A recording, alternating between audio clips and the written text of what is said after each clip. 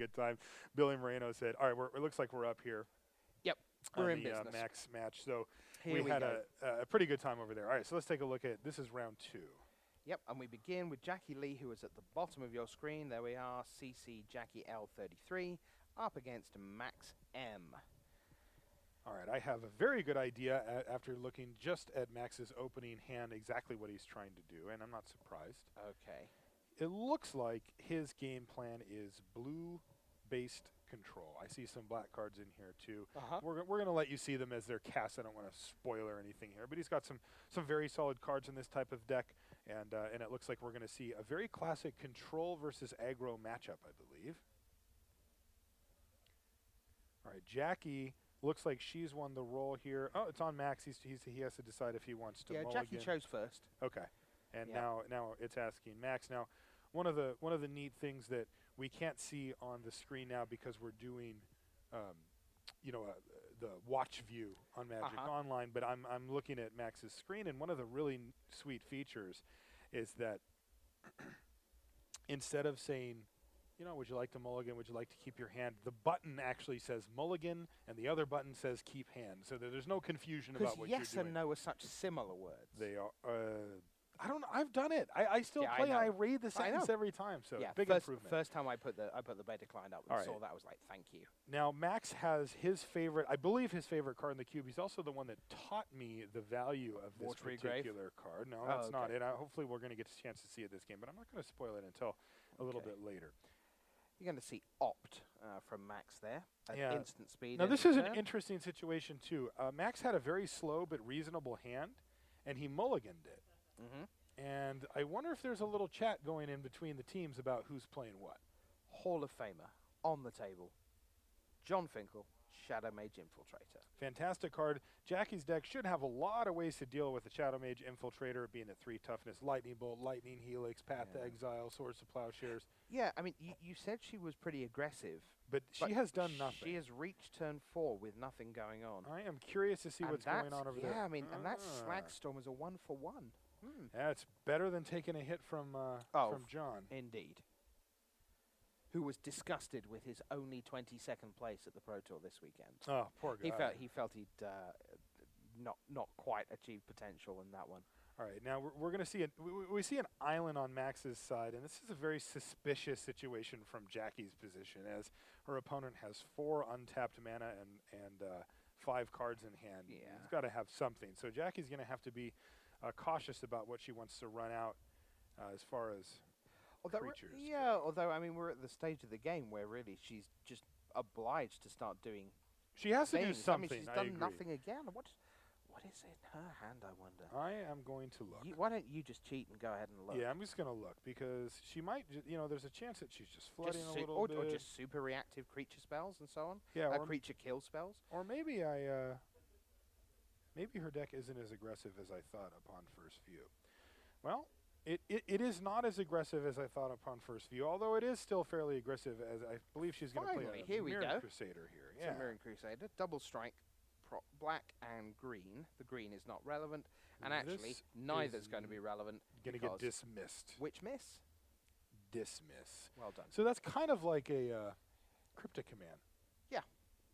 2 parts of it. I loved that card. Dismiss? Tempest. Yeah, it was pretty much from when I started playing. I was definitely see you playing Dismiss. Yeah, of course. A lot, and being very happy about it. Yeah, obviously. So, Basal Monolith. Oh, man. So now it feels like Max can just untap and do whatever the heck he wants. Yeah. Although Jackie also is in a position to resolve something potentially here. And I think she's going to go, yeah, that seems like the right one. She's making her decision here. She's actually got a very interesting choice here. Okay. Yeah, so remember, there's 2 draft pods here. And of course, cards can be in both. Right, and they are in this case. She decides for 8.5 tails, but she's got another card in her hand that is added Slayer's Stronghold to the board. Recent addition to Magic. Again, awesome artwork by Karl Kapinski. +2/+0 Vigilance and Haste. Now, unfortunately, she's a little bit narrow on her mana here, having only the 2 planes Yeah. for white sources, so she can't actually activate 8.5 tails. And that's because of that double white casting cost you got there. That's right, and you know, it's a well-balanced card in that way. Also, being legendary means you can't just flood the board with a bunch of 8.5 tails.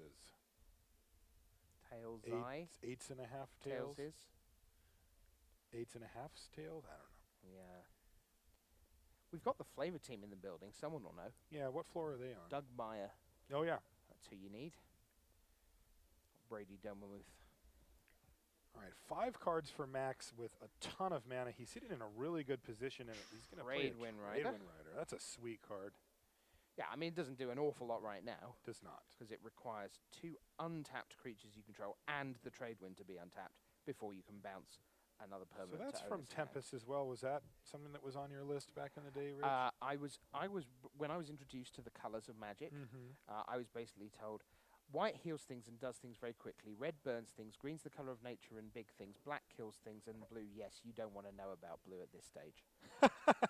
That was my guide to the colours of Magic. So it took a while before I understood. To be honest, that's not that far off from where I would tell No. a beginning player. No, because I mean, Like, yeah, I'd Yeah. like to respond with your triggered ability on the stat, which I'd like to stifle with what?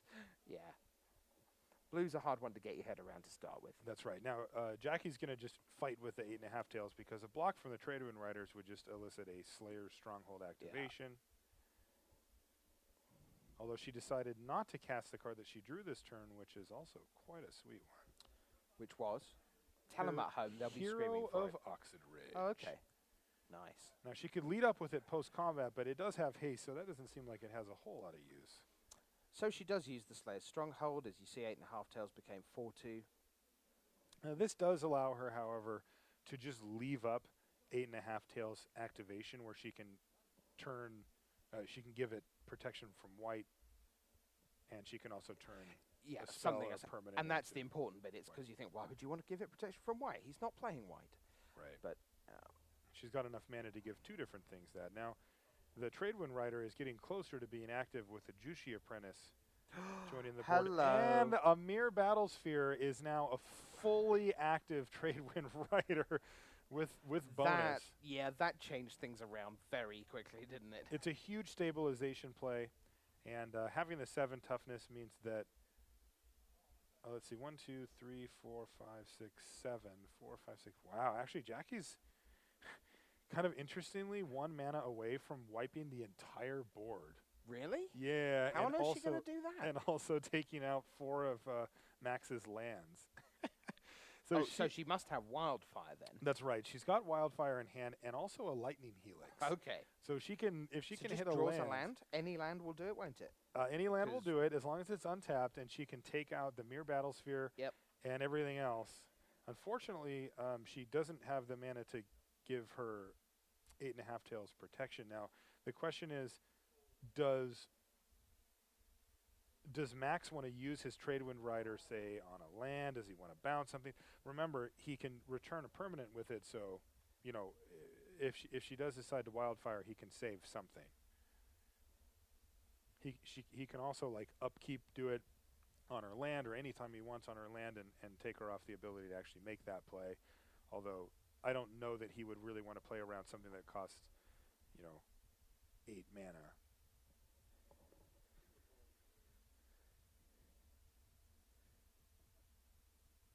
So it looks like there was no attack, and Lightning Helix is being cast here, though. Okay. What? Oh, she used it So to kill off the- Jushi Apprentice, Kill off the actually. Jushi Apprentice.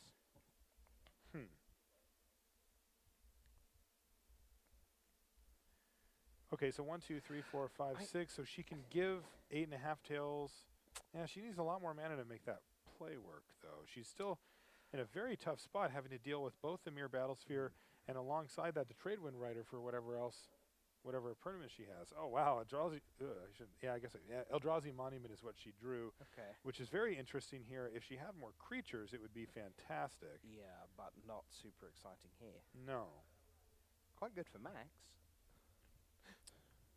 Yeah, actually, it's just better for Max than it is for Jackie. So Things are actually looking pretty dire here for Jackie, I think. I mean, she can certainly put a dent in the board with the Wildfire while everybody's out, while Max is tapped out, but it's going to leave the Mirror Battlesphere intact, and that thing is gonna make short work of her after she has to sacrifice 4 of her lands.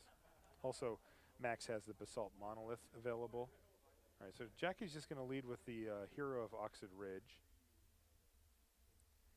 If he attacks, the Tradewind Riders and all of the Mirror tokens are not going to be able to block this turn. The Mirror Battlesphere, however, will. So she does have the Slayer Stronghold activation up, but that's not going to be enough to kill the Mirror Battlesphere in this case. So where does she go from here? Answer, not into the red zone. She might just bluff it. She doesn't have too many options here. No. But it looks like not happened.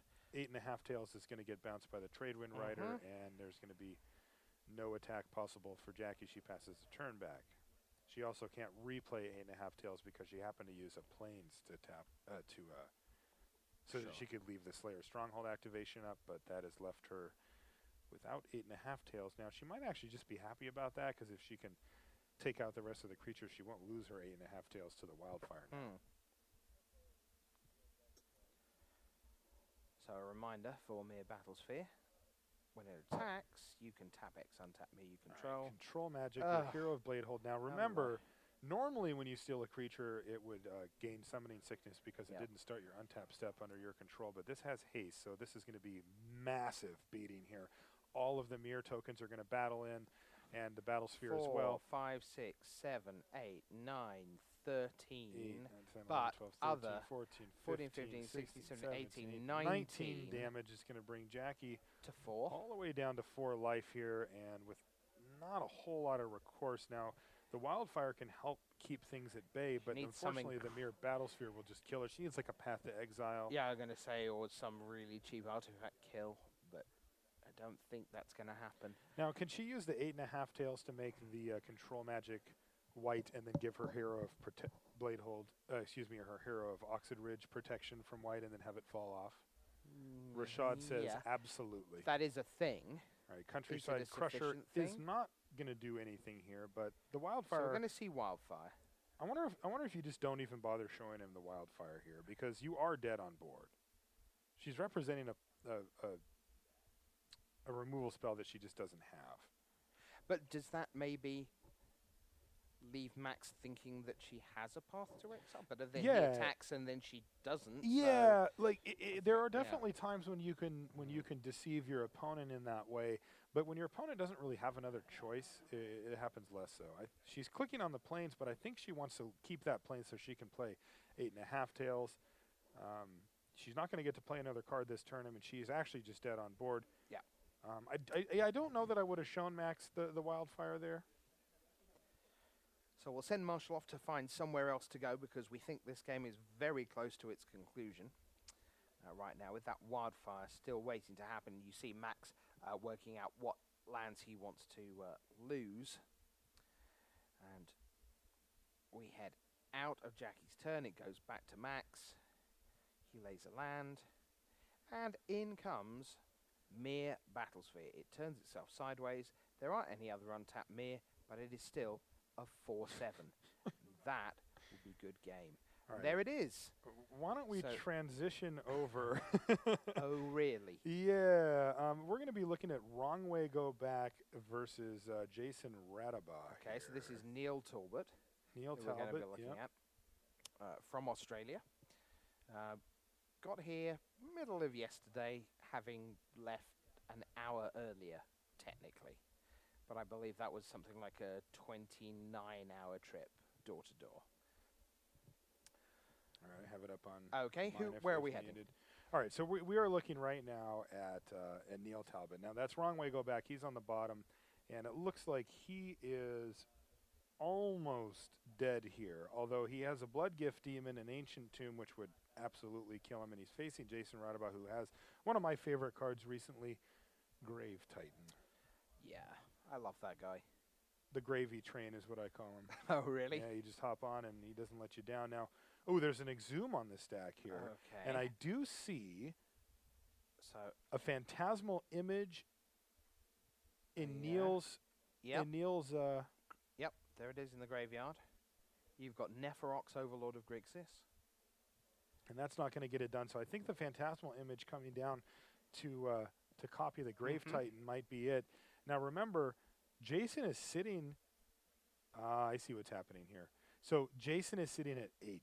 Yeah, the Blood trouble Gift is Demon, this up here, look. Exactly. You're talking about the this mortar pod the mortar pod over here. Yeah. So the mortar pod, however, though, is 1, 2, 1, 2, 3. He's got at least 3 activations of it, which is just going to kill Neil regardless. Yeah, so here's Blood Gift Demon coming in. But this is basically an empty attack, although somehow Neil has 6 cards still in his hand. So if he has a way to deal 3 damage here... He Factor Fiction earlier in the game. Ah, yes, I see that. There we go. He also has Entomb, a Tendrils, a Neferox, Karn Liberated, another one of my favorite cards. And we are currently looking at lethal here. Jason can attack first, but if he does, he won't have targets for that mortar pod after the dust settles. So he's probably just going to start suiting guys up and get him. Put this on a guy. Put this and he has also hit another land drop, which is actually pretty critical here. Because, you know, if Neil does have a removal or a bounce spell and he does it in response, then he could have saved himself from death. So there you are. Yeah, so it looks like that's 2. We'll see if he has anything. There's still cards in the set. Tendrils of Corruption could save him. Histrodon is going to be flung to the face, and it's going to bring Neil down to 1. And we're going to see if he scoops here. There are still cards possible for Neil to not die here, and he does have 6 in his hand with plenty of open mana in the form of 4 mana. So this is a big one. And ability That's again. fine. This is he's still alive, and he's dead now. All right, so he didn't end up having anything to interfere with that plan, and the mortar pod is actually what takes him down. All right, so let me, I'm going to find another match. Yeah, Billy Moreno to MTG Worth, who is facing down a 3rd-time Kozilek. Just stretch out the clock and lose to that. Yeah, that works, Billy. Oh, that's what he was saying. Oh, by the way, it looks like we have a result there for Conley versus Worth. Yeah, Conley defeats Worth by 2-0. So we're waiting to head to another match for you right now. Yep. So why don't we pop in on James and Tom Lapilli here? Okay. Ooh, that's a good one. So that's James LRR. Yeah, James LRR and Tom Lapilli. So it looks like there is Sublime Archangel here. So this is a relatively new card from M13. Yep. Now, this one actually just wants a lot of friends and seems to be all by herself here. Mesmeric Fiend is holding, a Hero of Bladehold, another great 4-drop for James there, but there's also an active Nightfall Predator. Now, you'll notice that there's no red mana available to activate it, so it's able to just attack. I'm assuming that Tom Lapilli is just going to, James is just going to take the damage, which he does. He goes down to 16. Yeah. So now we're looking, from James's side of things, if he has something that makes a bunch of tokens, like Cloud Goat Ranger, something along those lines would be sweet. If he has a way to get rid of this Mesmeric Fiend and get the hero online, that would also be awesome for him. Yeah. But also, just completely fine right now is, he has a 5/4 flyer here. Right. Which will only increase as other creatures join the battlefield. So James untaps the 4 mana available to him, plus the Sublime Archangel. 3 cards in hand now, 4 for Tom at the top of your screen. And you see that Lapelli's already used a Slaughter Pact and had a Jiraga Tree Speaker bite the dust. And now here comes Planeswalker Hey, time. Remember when I said we wanted something with a lot of tokens? Yes. How about 3 of them? How about 3 of them, which makes this right now an 8/7, I believe. Trigger, trigger, trigger, trigger. 6, do I 7, sound happy? 8. Yeah, no. Oh, I was trigger happy. Oh, I fell right into that. You did. That's one of the many things I love about you. Yeah. I'll probably do it again, too, let's be honest. I sincerely hope so. 8/7. Wow, so we get to see Pow. Sublime Archangel, a relatively new card and a relatively new addition to the cube, doing some huge work here, just Yeah, battling so for 8 by He's itself. basically dead. Tom's dead next turn because if James just plays any creature and then goes Elspeth, let her die, put 3 more creatures into play, Then that would be there will 5, then be 8 6. triggers on the Sublime Archangel, and that will be 12 damage. It will be 8 damage, 12 damage, kill you. Now, it looks like one of the soldiers is going to bite it here because I'm assuming that the Nightfall Predator Moy could hover over it, and it is indeed attacking Elspeth. So he's going to have to throw one of the soldiers in front. So now he has to make 2 creatures if he wants to kill in a single shot. That's right. Now, of note here, Tom has 5 cards in hand, and he's in black, so that Sublime Archangel could definitely die. It might, since James is probably not going to be able to kill him this turn, it might even behoove him just to send a soldier in. He's going to get the triggers that way, and even if Tom decides to kill the Sublime Archangel, he'll get a big chunk of damage in. We'll see if James sees that play or if he agrees or not. But having 4 untapped mana in a deck that's running black and has already shown us a Slaughter Pact means that there's a potential Now, chance. you see, he's decided to go for let's have more soldiers and just let his own Elspeth die. Yeah, now let's see what he attacks with here. All right, he's just moving in. So your feeling is that Sublime Archangel is approximately dead in the next few seconds? Yeah. I mean, I think that like if you just battle in with a soldier, you don't open yourself up to a huge blowout here from a removal spell. Now, if he doesn't have it, then you get an additional 3 damage in because Time of for the first drum roll of the day. Tom Lapelli. Tom's thinking about it. It's No, over he here. takes the damage and goes all the way down to 2. So 10 damage. it looks through. like he didn't have it, and this sets up James for just a very easy attack with everything next turn. Now, some cards he might want to be thinking about. Damnation, I know that's in the cube. I don't think that Black Sun Zenith is, so that shouldn't be a concern for him. And he had Bonfire of the Damned to finish him off as well. So he actually was going for the kill that turn. Yeah. So, yeah. Thanks for playing Tom Lapelli.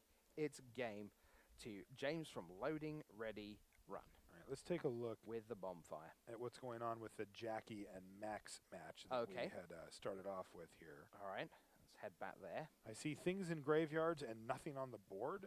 That'll probably develop shortly. Okay. We'll wait for that screen to come up. So there you are, back on screen with us in the Jackie Lee match. Our old friend 8.5 Tails, although Max is off to a relatively quick start thanks to a Mox Diamond, and now he adds a Basalt Monolith to his board. And Jackie seems to have a similar draw. Oh, but she's got a Greater Gargadon suspended as well, so that's a kind of tick, tick, tick, for Max to consider. Let's take a look at that in our currently exiled pile. Yes. Over on the right here. Do that. Greater Gargadon. So here he is. And he looks like he has 6 suspend counters on him currently. Yep, indeed he does. There you go. And we've just seen Elspeth. Now here's Elspeth again, but other Elspeth. I like this one a little bit better, although I have to say in James's deck, it was fantastic, wasn't it? Terrell was absolutely fantastic. Dismiss for the Elspeth. I don't think so, says Max.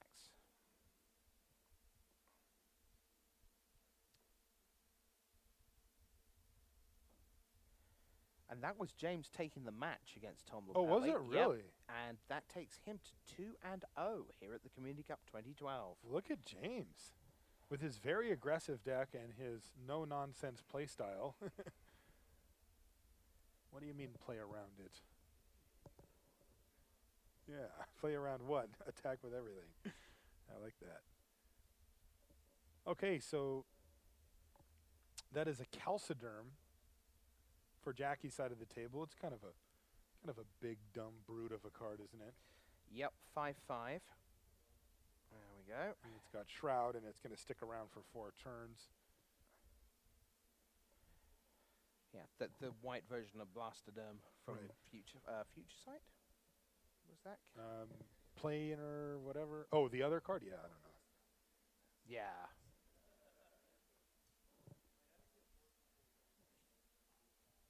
Got to be planar chaos. Sorin's Thirst. 2 damage to target creature, and that'll take care of 8.5 Tails because Jackie didn't have mana to save it. So we have Seagate Oracle up against Calciderm. I think we might switch matches because something pretty exciting's going on I elsewhere. kind of like this one. Let's see what Marshall's got on his monitor right now. Yeah, so this is this guy right here is a good friend of mine. Call him Grizzlebrand. Uncle Grizzlebrand is what I call him. Yep. And right now, it looks like Neil has found a way to exhume Grizzlebrand onto the table, and he's sitting at 1 card in hand, so he's used basically all of his resources to do it, but he's at 13 life, very comfortable. He can activate Grizzlebrand anytime he wants to lose 7 life, but also draw a full 7 cards now. It's not his turn currently, so Grizzlebrand is in. All right, so Mortify is going to destroy target creature. Oh, he just lets it happen, though. Didn't decide to pay. Usually you would pay the 7 life there and go down. That was a quick click. It was That's a very. all that was. He might have just said, "Sure, that thing goes on the stack." Oh, wait, that resolves. Because I don't think that he meant to do that. Because right now he would have taken 5 damage here, but he would have been at 6, I believe. He would have been at 7, so he would have gone to 2, but he would have untapped with a full grip. That board's a lot less interesting than it was. Is Black Vice going to kill him?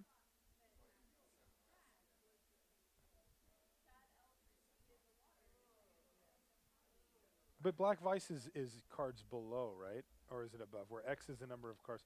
So Black Vice would have just killed him. Yeah. Bummer. So actually getting Grizzlebrand, all that work to get Grizzlebrand on the table, and you're just dead if you activate him? I do it anyway, personally. In fact, I do it twice. I guess he was at 13 and couldn't.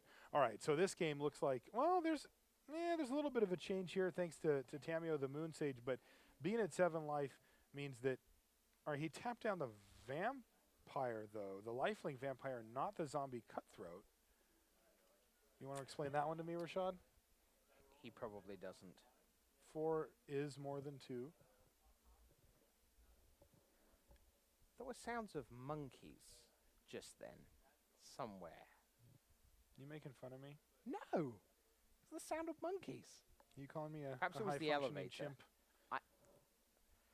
It's it's not very nice of you. I would never call you a high-functioning chimp on air.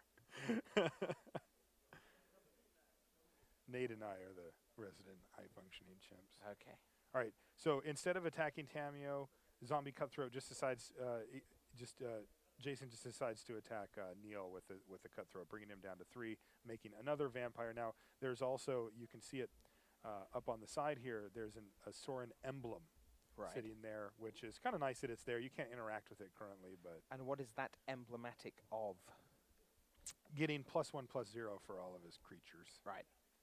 And a lot of creatures he seems to have here, as Grave Titan also has hit the table. So it's basically Damnation or nothing. I can't think of any other cards off the top of my head that are in the cube that can get him out of the situation. He did draw 2 cards there with Tamio, but I suspect we will likely see a concession following that, unless he got pretty lucky, I'd say. Even if he did get pretty lucky and hit the Damnation, Sorin, Lord of Innistrad, will just continue to do what it does. All right, Treachery on the Grave Titan isn't enough, though. He does get to untap his lands. Now, again, playing a Damnation at this point would be silly, so I don't know what else he has, but he could have something. Feels unlikely. He plays a land for the turn. He might just be showing off that he has a Treachery here. Early results in this round are 2-0 to the community. Conley has won his match over Worth, we know, and James we just saw defeating Tom Lapelli. In the Jackie Lee game against Max McCall, where we will be returning shortly, I can tell you that, unsurprisingly, Greater Gargadon continues to tick its way down towards 0. And you have one more result, Marshall, coming in as well. I do. And this is... Smitty has lost to Watsy. So Shea Hall has a victory for Watsy. And yeah, so we see Neil, he goes out with style. He first steals his opponent's Grave Titan and then decides he's going to use Reanimate on Grizzlebrand to die. So we're back with Jackie Lee at the bottom of your screen and Max McCall at the top. Max has just cast a Muldrifter, and that's why you have that swirling effect, just to show you that it is summoning sick. Incidentally, that is something that you can change on your own version of the beta client. If you like the swirls to remind you that summoning sickness exists, you can do that, or you can remove it. they're both an option for you. Over on the right of your screen, you see this Greater Gargadon ticking down. Suspend is now down to just 3. Remember, anytime Jackie wants, she can pull the trigger on that now by sacrificing assorted creatures or lands. One imagines that the Calciderm, with its 1 remaining counter, may well do a little bit of stack and then free 1 extra counter off the Greater Gargadon. Yes. I have a quick update from John Laux versus Chris Kiritz, and we have the situation that you kind of dreaded earlier. Oh, we've got Sphinx on both sides. Consecrated Sphinx, so yeah. Oh, so that's boy. happening. We're not going to go watch that. We'll see where the dust settles on that if one of them So one of those does. obviously is a Phyrexian Metamorph. It might be a... or some such. It's a Vesuvian Shapeshifter in this case. Yeah. Clever. Jackie piles in with her Calciderm. Max will put Muldrifter in the way. See the graveyards gradually filling up. 7 cards in Max's graveyard. Juicy Apprentice, Dismiss, Sorin's Thirst, Seagate Oracle, Shadowmage Infiltrator, and now Muldrifter. Jackie's used up Searing Blaze and Slagstorm in terms of removal. As we wait for Max to come back into it. 14 plays 16 here. He looks like he untaps his Basalt Monolith on end step there. Yeah, because it generates you 3 mana, and then here comes Tradewind Rider for Max. A little lonely. Yeah, again, not super exciting just yet. And Max will end his turn with just that Tradewind. He's still got 5 cards in hand, though, so plenty going on, and 1,000,000 mana in play, so he's obviously got things to do. Yeah, as you predicted, Rich, looks like the Gargadon yeah, gobbled up what was left of that Calciderm. They're very the crunchy. remnants. Yeah. Calciderm's very crunchy. One presumes that Max wants counter magic available for the Greater Gargadon at some point. Well, either that or he just bounces it. Yeah, sure. Although I have to say, well, Jackie has what, 4, 6, 7, 8 mana already? Yeah, against a blue player, though, with a Tradewind Rider, Dan, you probably don't want to get to 9 land and sort of sacrifice 8 of them to bring a Gargadon into play. No, I think the Gargadon only has, what, 1 more? Now it does, yeah. So what I mean is, even if he bounces it, she can actually replay it this game at some point, conceivably. Oh, as an honest-to-God 10 mana, forget the suspend. Just do it, yeah. Which is kind of funny. Of Judgment.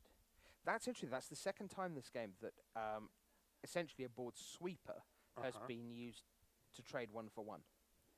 And I guess the thing is, true. In Cube, and both by Jackie. Yeah, I guess the thing is there are so many cards in Cube that are sweep effects. There are a lot. Rather than your kind of old style removal of terror a guy and so on. She may feel that she can do that 1 for 1. All right. 3 cards left in Jackie's hand, 5 for Max. And now here comes Whipcorder, the somewhat clunky morph tapper from Kamigawa block. Oh no, not Kamigawa block. What am I talking about? There it is. Onslaught. Back way before Kamigawa. And we're going to see the ability from Slayer's Stronghold, so that means no longer will you see the swirls. It'll be haste and vigilance, and the Whipcorder will come in to hopefully rob Max of 4 of his life. Remember, the Greater Gargadon still just waiting. 1 little suspend counter left. Quick update from the John Laux match versus Kiritz. After the flurry of triggers, John got out of it by playing a skin render targeting his opponent's Consecrated Sphinx, and then playing a Phantasmal Image on the skin render to finish it off. So that's 6 -1/-1 counters all went onto the other Consecrated Sphinx. That's right, and now he's left with a Sphinx and 2 skin renders and a Bitter Blossom facing down Garrick the Veil Cursed, who is transformed, along with 7 cards in John's hand versus, looks like 10 in. Yeah, 10 right now because we're just waiting to, hasn't got as far as a discard. That's right. Yet. So it looks like John's in really good shape in that game. He might even, yeah, he's got 15 cards in his library and keeps trying. All right. So here, Max. So what do we have here from Max? Well, it looks like he's trying to craft a plan around beating a Whipcorder. That shouldn't seem too hard. No, I mean, it shouldn't be. He's at 10, 16 behind. I mean, since we've been here, in a sense, he's done very little, really. Yeah. He is obviously aware of the Greater Gargadon that is coming his way sometime soon. But now, there's plenty of mana here, and that is one of our favorite artifacts of recent times. Mythic Rare, Wormcoil Engine. What a great card. Fantastic card in the cube as well. It's one of the best creatures you can get. It doesn't quite have that super high power level that like a Kozilek or an Ulamog, you know, these really, really, really big spells do. But this one's actually just castable, and you can throw it in any deck. And it really kills that Greater Gargadon. It does indeed. And You know, Jackie can set up the situation here where the Whipcorder can keep the Wormcoil Engine at bay while the Gargadon gets in there for damage. Right now, yeah. if Max doesn't answer it, I think because the Gargadon's coming into play now, right? Mm-hmm. So if that's the case, then he's dead. Because right? she can go use the Slayer Yeah. Stronghold to give it vigilance and haste. Yeah, it's already got haste, right? But give it +2. All right, so Undermine is going to do exactly that. Go away. And he's had to be ready for that for a long time. He's had that set up. Because one thing about Suspend, you can see it coming. Especially on a Gargadon. There's a lot of turns. So now Jackie is on the defensive plan here where she's going to use that Whipcorder from taking a hit from Wormcoil. As she's only at 13, and she's done a lot of work to whittle Max down to 10 here. And she doesn't want to see that all just poof away with one hit from a very large Wormcoil engine. Yeah. 13-10. Jackie with 3 cards, Max with 3 cards. And looks like John Laux has asserted his authority here. He force of willed Chris's play and has now followed up with a Frost Titan on one of his lands. He has so a very I think this game's just about over. A very big board there. Yep. All right, Angelic Destiny, though. Wow, hello. Is going to make the Whipcorder a 6/6, and it can be up to 8 here. First strike, flying, 6/6. And it's going to also have Vigilance, so it's going to be able to tap down the Wormcoil on Max's hand. Oh, wow. Or Max's turn, excuse me. Thank you, Rashad. Rashad adds that it's an angel, which is the important thing. Yeah. Now, you could be tempted to try to go for a block here on the Wormcoil Engine because it does have first strike, but I think that would be a mistake because if you let him attack with it and then you try to remove the Whipcorder, and then the Whipcorder gets removed after that, things get very, very, very unhappy for you. So Max has just taken it and drops to 2. So in the blue-black list, he needs to find a way to either bounce or kill this Whipcorder or get that Wormcoil Engine through, which would actually not do it. It would put him to 8, and then the Whipcorder can hit back for 8. Dies on the backswing. Yeah. Now, Max has 4 cards and just infinite mana here, so he should be able to find a way to either dig for the answer or just have the answer. If he's got something like 4 lands, then that should be game, but... All right, Dungeon Geist. That's pretty good. So I thought we might tap down your Whipcorder. Yes, and in response, Jackie is going to tap down the Wormcoil Engine, but that's going to put the Whipcorder and the Angelic Destiny. Yeah, that's fair. She didn't do it. Did she not tap Didn't tap it in response. So does she have an answer for it that we don't know about? Or was it just perhaps a misclick? It's probably a misclick, isn't it? I think so. In comes Wormcoil Engine. John Laux. Again, that's getting very irritating. Yeah, That's me. twice he's put his hands to the skies as he wanders by. So now Jackie at 7. Max back up to 8. He's got the Dungeon Geist in play. And we're back with Jackie with 9 mana available. 3 cards in hand to work with.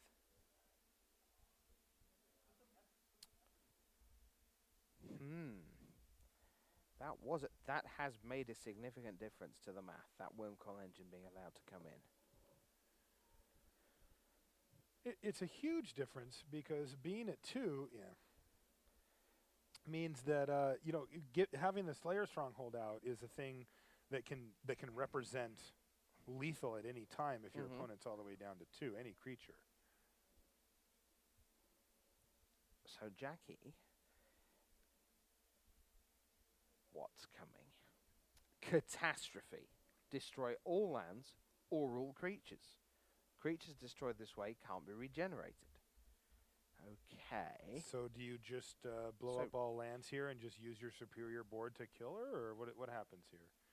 Remember, he's got the Mox Diamond and the Basalt Monolith. And if you choose creatures, he'll get back a pair of Wormcoil 3/3/3/3. That's true, but she'll also get the Angelic Destiny back then, right? Which sets up a potential. And we're going to see a remand on the Catastrophe.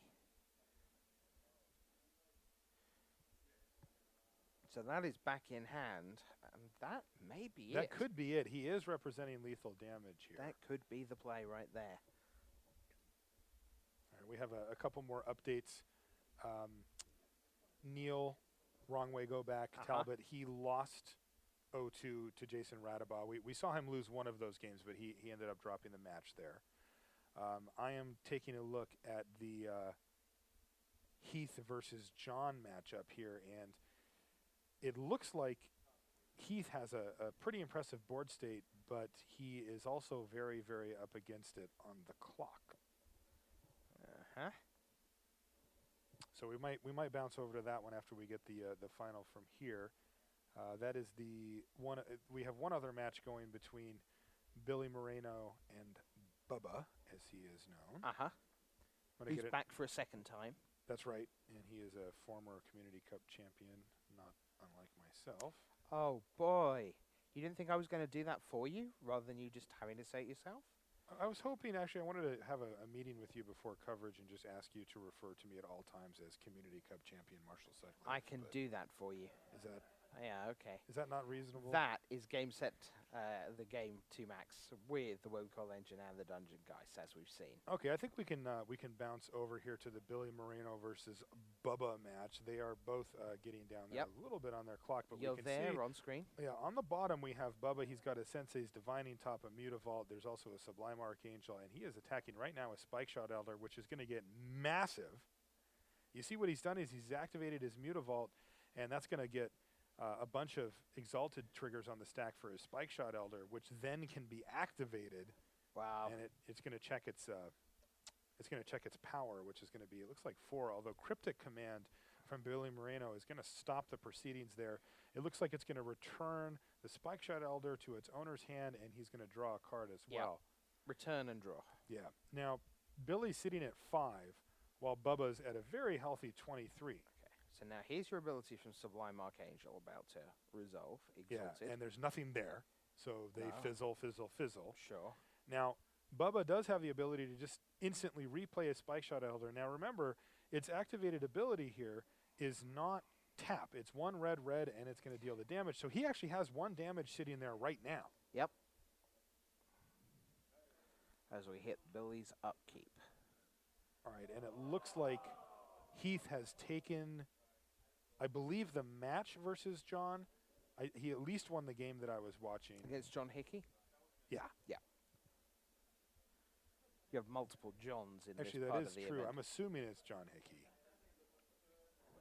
It makes sense, because John Laps has just gone by looking triumphant. It was definitely not that John, because he's on the other team. Yeah. All right, so we're looking at Billy Moreno, and now he's got a Birthing Pod and a Wall of Blossoms. He's also got a Mishra's Factory. So, you know, he can Birthing Pod into something, but it looks like he has just conceded. Yeah, looks like he's done. The Angel and the Spike Shot Elder has sufficed there. Looks like, yep, and Max McCall, that's 2-0 over Jackie Lee. So we only have 1 match left, and in fact, that's the one we the just last watched. one. So I think that was it. There you go. Now, one of the things I want to point out here on the screen that you can see is, look, that's Conley over there helping out Bubba. This is a team event. This is a community thing. Yep. This is all about working together. And, you know, Bubba even said, he's like, I'm going to need some help, guys. And Conley said, don't worry about it. And Conley was able to dispatch Worth pretty quickly at 2-0 and go over there and help out Bubba. Fantastic. No, all the matches are done, Rashad. Yep, so you can join us.